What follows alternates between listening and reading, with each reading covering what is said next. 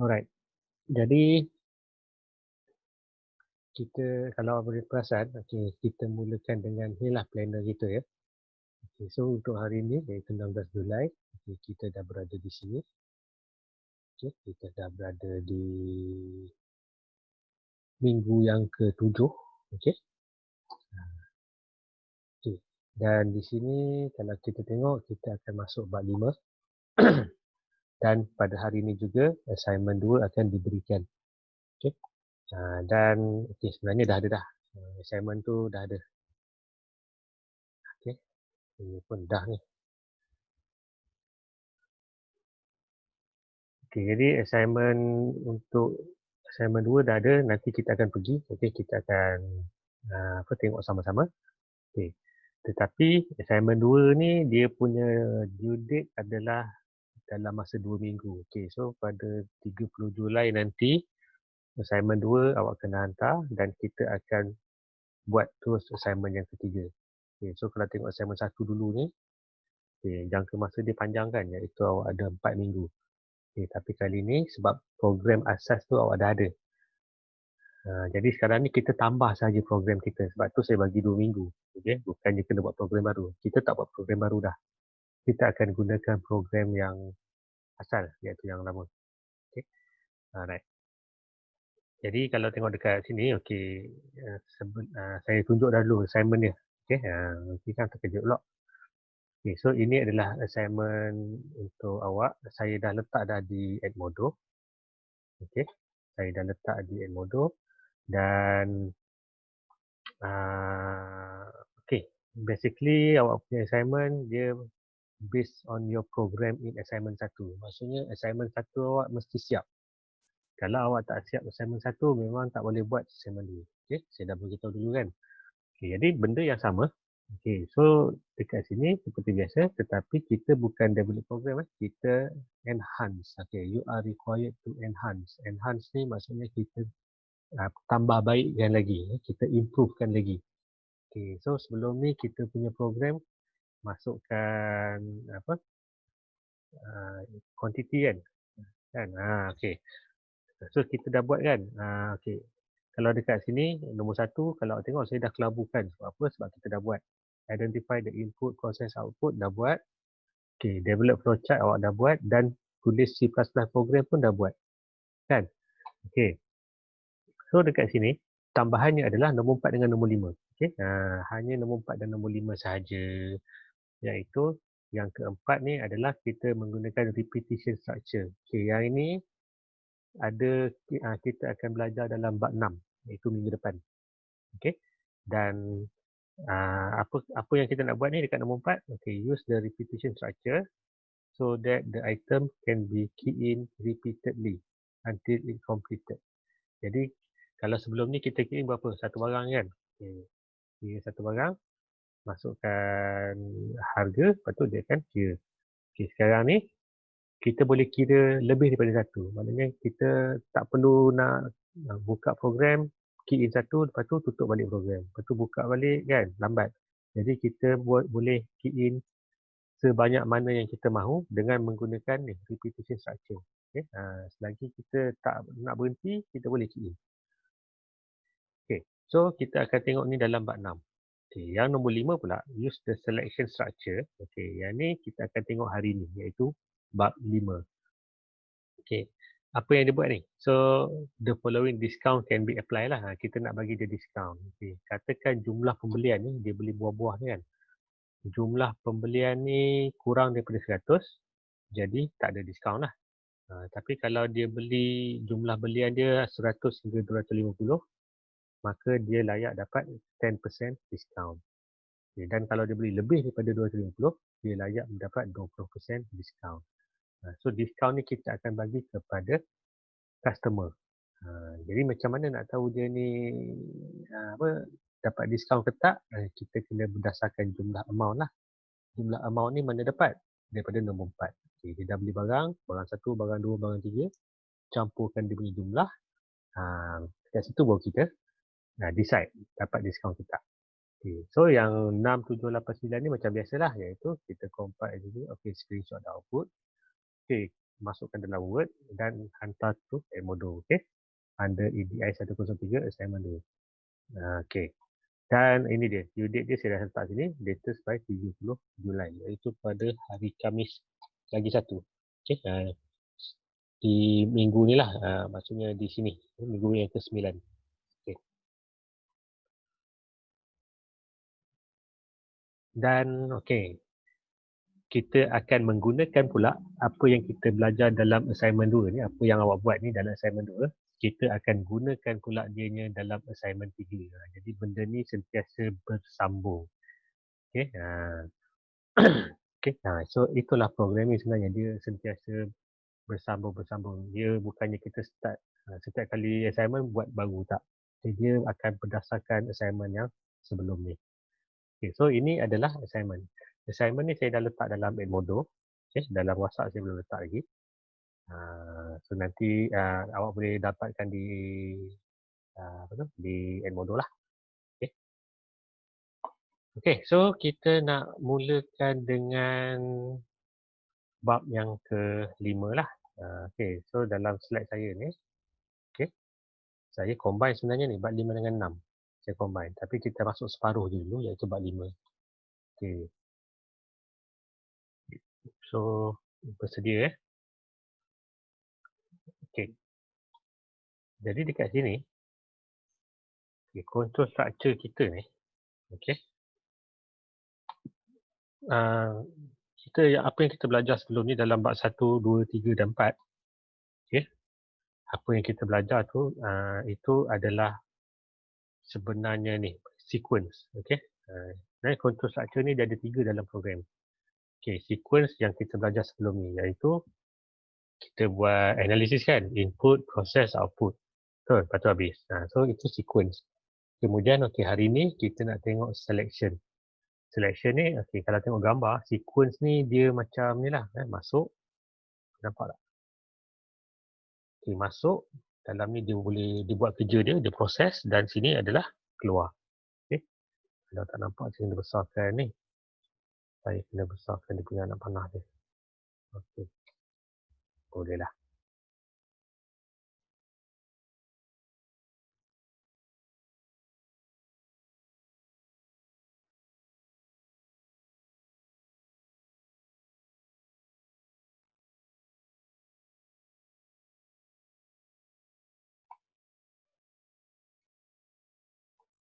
Okay. So, ini adalah dia punya sequence. Maknanya dia masuk, proses, keluar. Input, proses, output. Okay. Selection, okay, dia input, tapi dekat sini kita guna diamond. Okay, ini bentuk baru. Ini bentuk baru. Selection ni maksudnya pilihan. Seolah-olah awak jumpa okay, jalan raya, awak jumpa simpang 3. Kan? Simpang 3, awak boleh pilih satu saja kan, sama ada belok kiri atau belok kanan. Awak tak boleh belok kedua-duanya. Mustahil kan awak nak belok kedua-dua arah. Jadi selection ni dia boleh pilih satu saja. Okay? Sama juga simpang 4. Simpang 4 awak nak pergi mana? Terus ke kanan ke kiri? Pilih satu je. So itu selection dalam programming. So simbolnya adalah simbol diamond, dan dekat sini masuk satu dan keluar akan 2. Keluar ni tak kisahlah, keluar daripada kanan ke bawah ke atas ke tak kisah. Jadi dia mesti ada 2 keluar. Masuk satu. Okay. So ini kita akan tengok dalam bab 5, selection ni. Dan dalam bab 6, kita akan tengok repetition, iaitu pengulangan. Okay, konsep sama macam selection, sebab tu selection ni awak kena mahir dulu. Bila mahir selection, maka awak boleh buat repetition. Kalau tengok dia punya gambar, hampir sama.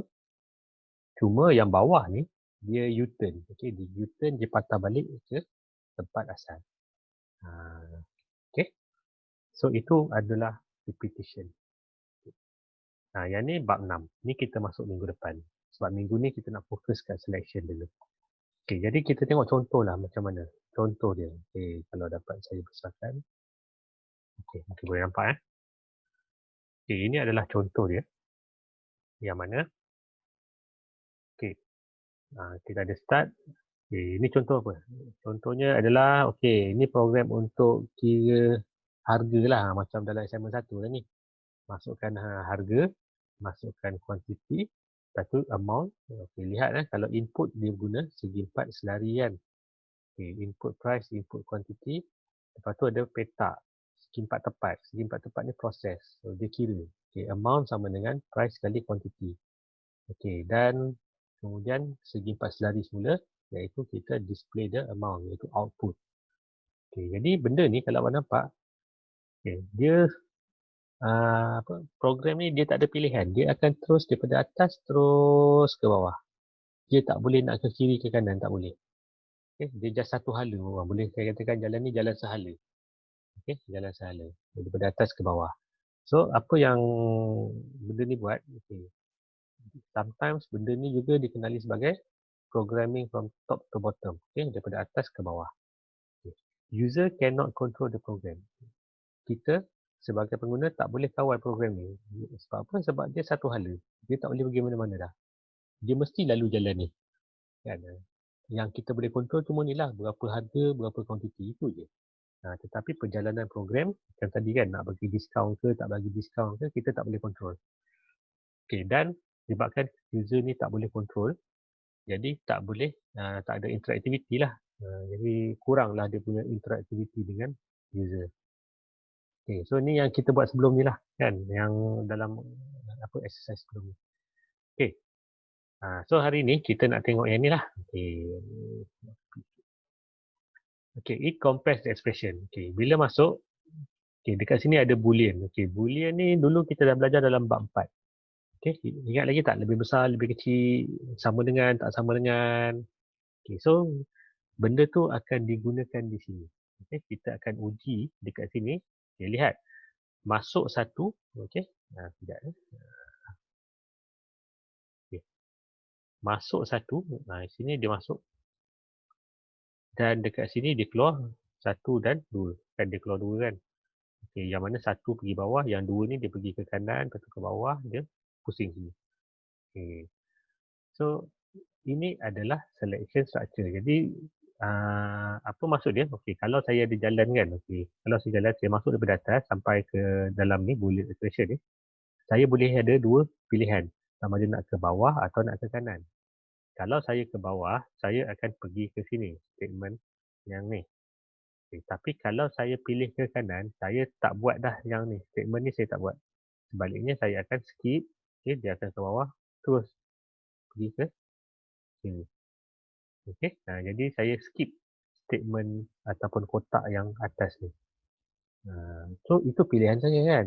Jadi, saya sama ada saya nak buat statement ni ke tak, bergantunglah kepada pilihan saya di sini, di selection ni. Kalau satu, saya buat statement yang ni. Kalau dua, saya skip statement yang ini. Saya akan terus ke bawah, iaitu next statement. Okay, so apa dia buat? Dia akan compare, ya. Dia akan bandingkan expression, iaitu orang kata pemboleh ubah tu dia akan compare. Okay. Jadi berdasarkan daripada comparison tu, daripada perbandingan tu, selection will be made. Kita bandingkan, okay, nak mana? Nak satu ke nak dua? So kita akan buat pilihan atau selection.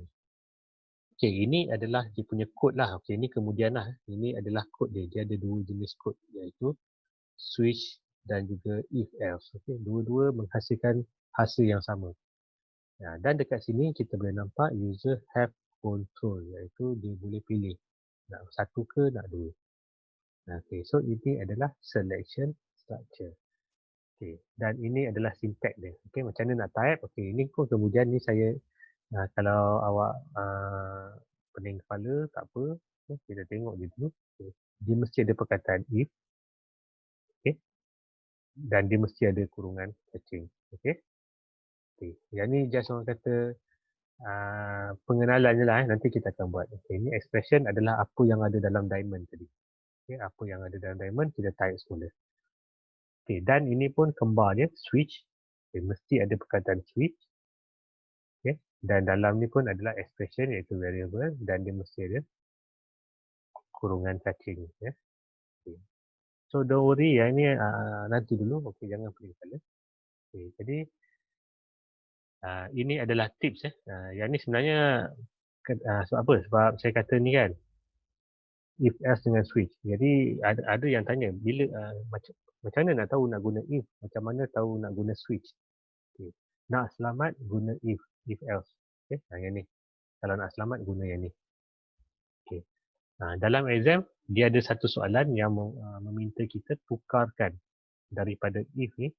Dia dah bagi statement dalam if tukar ke dalam bentuk switch. Ataupun switch tukar kepada if ada. So yang tu kita akan bincang juga. Okay, so dekat sini saya bagi tahulah. So dua-dua ni, both if else and switch, dua-dua boleh digunakan untuk buat selection. Boleh. Okay. Tetapi untuk if, okay, if ni dia general. Jadi kalau macam awak tak sure nak guna if ke switch, kalau tak pasti, guna if. But if ni dia general, dia bentuk umum. Dan dia boleh use in any type of selection. Okay. So kalau nak selamat, guna if else. Okay, untuk switch pula, dia ni spesifik sikit. Statement, switch statement ni kalau pilihan kita yang fix lah. Contohnya, tekan 1 untuk bahasa Inggeris, tekan 2 untuk bahasa Melayu kan. So, pilihan tu fix. Jadi, kita boleh guna switch. Macam mana contoh pilihan yang tak fix? Okay, tadi dalam assignment saya ada tunjuk kan. Iaitu, kalau kurang daripada 100 tak ada discount tu. Jadi, macam mana kurang daripada 100 tu berapa nilai dia? Banyak kan? 100, 99, 98, 97, okay, RM97.5. So, itu semua adalah nilai-nilai yang orang kata tak fix. Ataupun kalau kita belajar dulu, kita panggil dia sebagai range atau julat. Okay? Jadi kalau benda tu dia tak melibatkan range ataupun julat, jadi kita boleh gunakan switch. Okay. Okay, so loop structure, kemudian ini bab 6 dah. Okay, sebab loop ni means repeat. So saya tak nak masuk yang ni. Jadi kita sampai sini saja. Okay, iaitu sampai selection structures. Okay, setakat ni okay? Tengok sikit. Ada apa-apa komen tak? Tak ada komen. Bagus. Faham tak? Faham tu. Okay. Saya nak tunjuk satu contoh lah. Okay. Okay, satu contoh adalah ni. Okay, ini saya dah letak dalam Edmodo dan saya pun dah share dekat awak punya group WhatsApp. Okay, so kita nak buat yang ni lah. Okay, ini adalah satu contoh soalan dia. Okay. Kalau tak nampak, saya besarkan. Okay, determine whether an employee will be charged for income tax or not. Okay, sekarang kita nak tahu sama ada pekerja ni, dia kena income tax ke tak? Dia kena cukai ke tak? Okay. Macam mana nak tentukan dia ni kena cukai atau tidak? Okay, ini dia. Okay. If the annual income for the employee is greater than 30,000, okay, jadi sekiranya jumlah gaji je ni, kan, annual ni gaji tahunan lah, mana dalam setahun tu dia kumpul gaji dia, kumpul. Kalau jumlahnya lebih daripada 30,000, greater than 30,000, tax will be charged. Okay, jadi kalau lebih 30,000 kena cukai. Kalau bawah 30,000 tak kena cukai. Okay? So itu pilihan dia. Sama ada kena cukai atau tak. Kan? Dia tak boleh kena cukai dan tak kena cukai. Tak boleh lah. Kan kita nak decide macam tu. So dia boleh pilih satu saja. Sama ada kena atau tak kena. Okay, jadi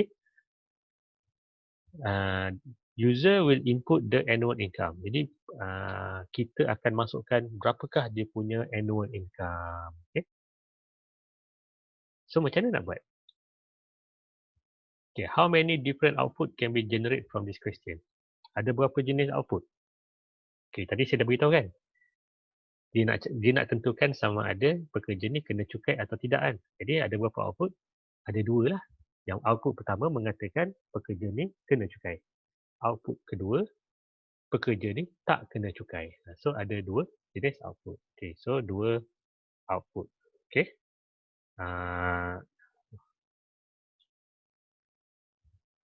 Eligible for tax and not eligible for tax. Okay, saya buat macam ni dah. Nanti awak boleh salin lah.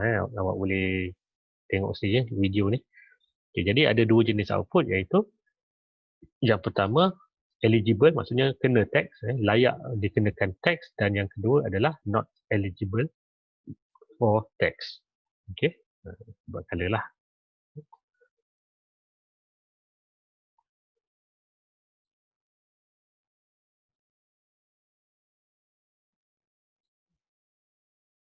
Okay. Draw the selection diagram for the flowchart. Macam mana nak lukiskan flowchart dia ni? Okey, macam mana nak lukis? Okay, kita tahu selection ni dia ada dia ada diamond kan, bentuk dia diamond. So saya lukis dulu lah bentuk diamond. Saya lukis. Maaflah kalau buruk. Buruk lah.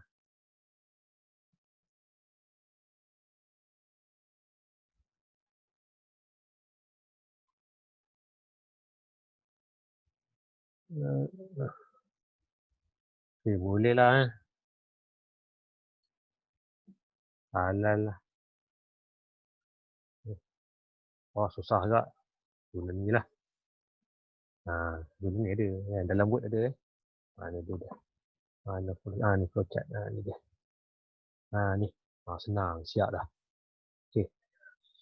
So, saya bila selection, dia akan ada diamond lah. Of course, dia akan ada diamond.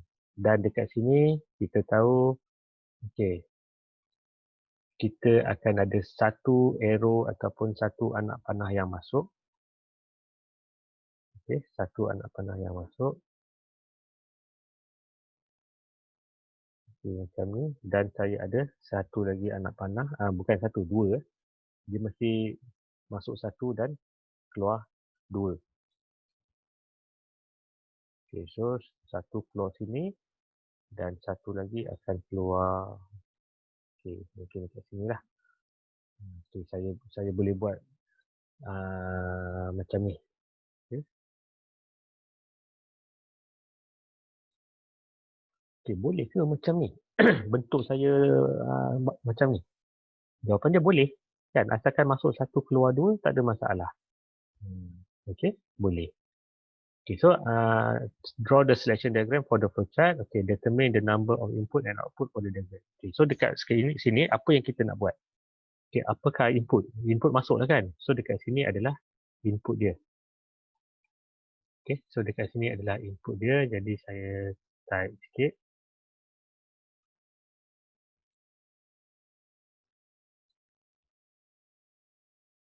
Okay. Text fill, shape fill, no fill dan outline tak nak outline. Okay, so dekat sini apakah input dia tadi? Ni kan, user will input the annual income. So saya letak sini income ni lah. Saya suka ringkas-ringkas kan. Okay, saya letak income dekat sini. Okay, so dekat sini kita akan masuk dia. Income masuk dalam diamond ni dan keluar dia apa? Keluar dia ada dua kan, iaitu ni kan, eligible for tax dengan not eligible for tax. Okay, jadi dekat sini eligible for tax dan satu lagi adalah not eligible for tax. So ini adalah dia punya, orang kata, hasil dia. So saya masukkan income, ada dua jenis output, iaitu yang pertama output dia eligible for tax dan not eligible for tax. Dia mesti ambil satu, dia tak boleh ambil dua-dua. Macam kita ni lah kan, exam kan, result exam kita apa? Pass ke fail? Sama ada satu, pass, dua, fail. Dia tak boleh result exam kita pass dan fail. Tak boleh kan? Okay, so dekat sekarang ni, dekat tengah-tengah ni nak isi apa? Okay, apakah nak diisikan tengah-tengah ni? Okay, apakah yang kita tentukan? Okay, dekat sini, dia dah beritahu dekat atas kan? If the annual income greater than 30,000. So dekat sini boleh lah. Kalau income lebih, greater adalah simbol apa? Simbol ni kan? Ni simbol yang dalam bab 4 kan? Greater. Berapa? 30,000. Okay. Untuk program, awak tak payah nak tulis RM apa semua, tak payah. Okay, tak perlu. So, saya ejah-ejah gini lah. Okay. Tak nampak, kita bagi dia fill up dekat sini. Ni. Okay, so ini adalah saya punya flowchart. Okay, iaitu saya ada satu input iaitu income. Dekat sini dia punya selection ni. Okey, dia apakah syarat dia? Dia akan inilah syarat dia adalah income mesti lebih besar daripada 30,000. Macam mana saya tahu? Dekat sini. Dia dah bagi tahu. If the annual income greater than 30,000. Okey, kalau betul buat apa? Kalau betul dia akan pergi ke sini iaitu eligible for tax. So dekat sini, dan kalau tak betul dia akan pergi ke not eligible for tax. Okey.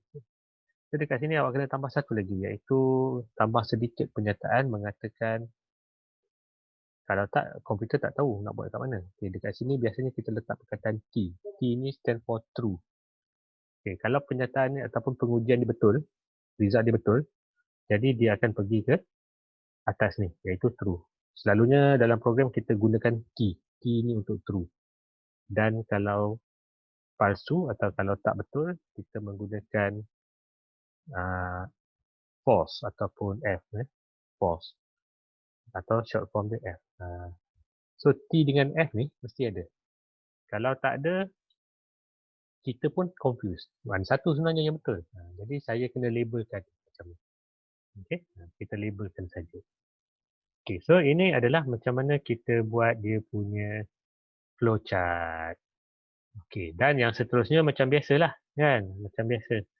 Okay, apakah input dia? Daripada sini saya boleh tengok dah. Input dia cuma ada satu iaitu income. Kan? Income. Kemudian proses dia apa? Proses dia tak ada proses sebab dia tak ada calculation kan. Dia tak ada petak tu iaitu proses punya box.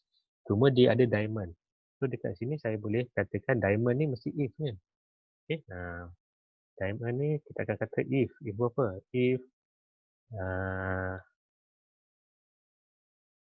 If income lebih besar daripada 30,000.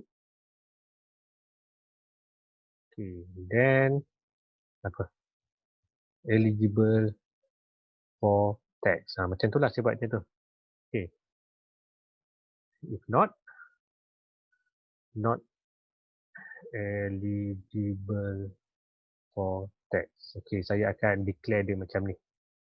Okay, tu proses dia. Cuma ada dua saja. Dia tak ada melibatkan formula. Dia cuma ada perbandingan saja. Jadi kalau income lebih besar 30,000, kalau betul, true, eligible for tax. Kalau tak betul ataupun false, iaitu if not ni, kalau bukan, not eligible for tax. Okay, jadi saya ambil ayat sebiji ni. Ayat ni sebiji saya ambil semula tadi. Okay. Dan apakah output dia? Output dia kan ada dua kan? Salah satu kan? Jadi, output dia cuma ada eligible for tax or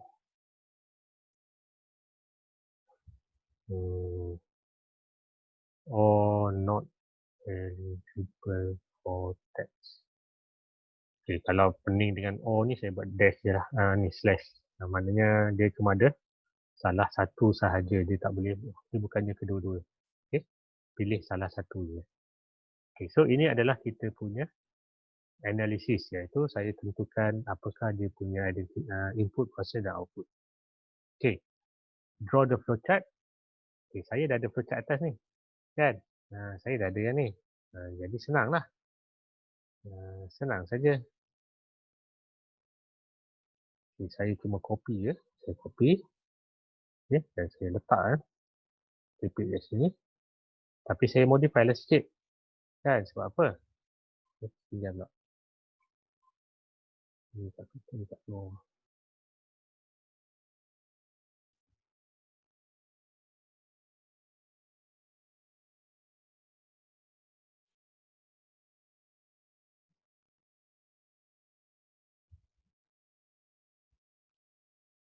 Okey, ya. Okey. Alright, betul lah. Okey, so saya repeat kat sini. Bawa ke bawah. Okey. So dekat sini, macam mana saya nak draw flowchart dia? Okay. Saya tahu yang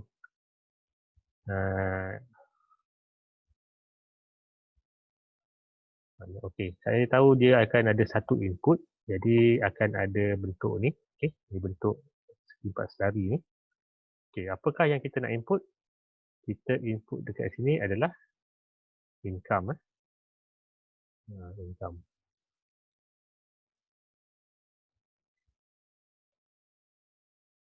Susah dulu ni. Kena ni lah. Tulis kat sini lah. Okay, saya tulis kat sini. Income. Okay, kecilkan sikit.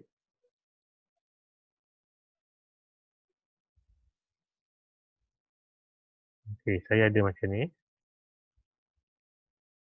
Okay, dan saya sambung lah. Benda ni saya boleh orang kata ubah-ubah lah. Tak ke bawah ni. Okay. So, yang dua ni dia sambungkan ke bawah. Okay, macam ni. Okay, lepas tu kalau betul dia buat benda ni.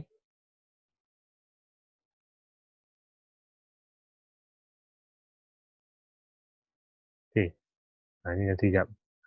Saya buat benda ni dulu. Okay, ni kalau salah saya buat macam ni. Mana F tadi? Hilang lah.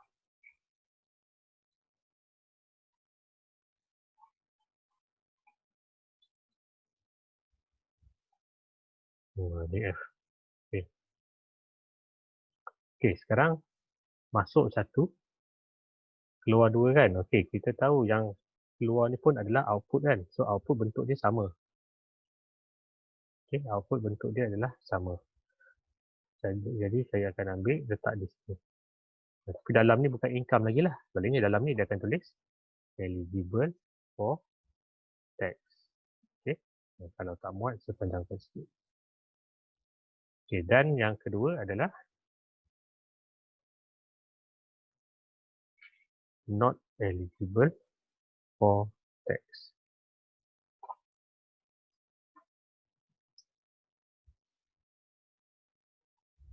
Okay, so pastikan anda rapatkan dia. Okay, dia mesti bersentuhan.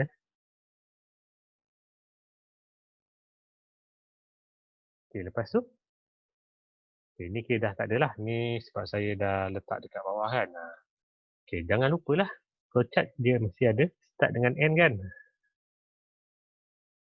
So tulis kat sini. Start. Just tambahkan sajalah start dengan end.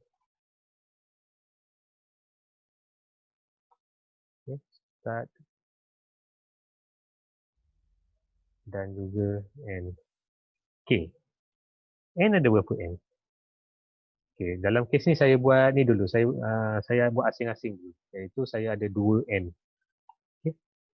Boleh ke ada 2 end? Boleh. Ada 2 penamat kan? Tadi kita dah beritahu ada 2 output, ada 2 pengakhiran. Jadi ada 2 lah end. Ini cara paling mudah lah. Dia kalau boleh, awak boleh combine sebenarnya. Awak boleh combine. Tapi saya tunjuk dulu macam ni. Okay. Lepas tu saya sambungkan lah.